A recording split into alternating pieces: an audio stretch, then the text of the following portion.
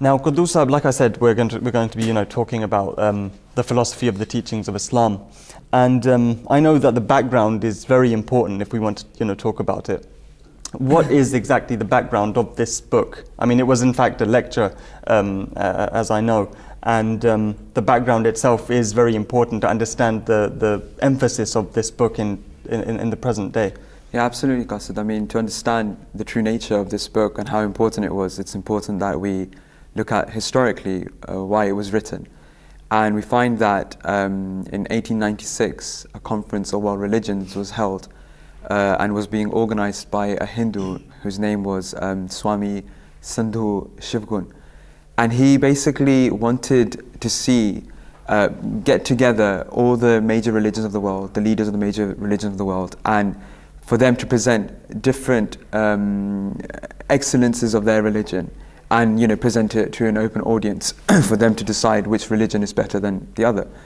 So representing the Islam and championing Islam was the promised Messiah, ﷺ. He was invited, and Huzur wrote this essay, which is of course named Islami Usul ki Philosophie, which is translated into the philosophy of the teachings of Islam.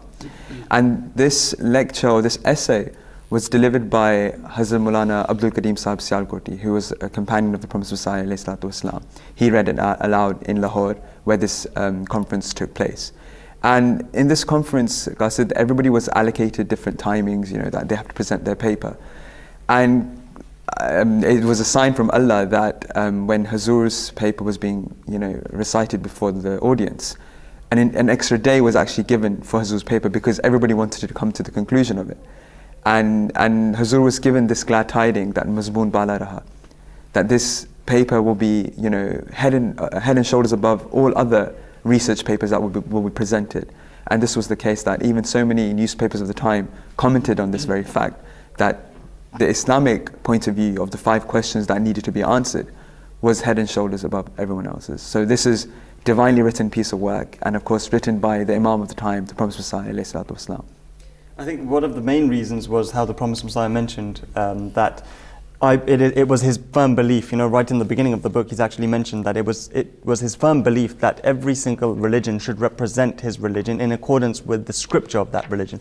And so Hazrat Mirza Ghulam Ahmad Sahib alayhi salam said that I will be speaking on behalf of the Holy Quran, and whatever he wrote and will go about understanding this, whatever he wrote in that lecture was defended by a manifold number of verses of the Holy Quran.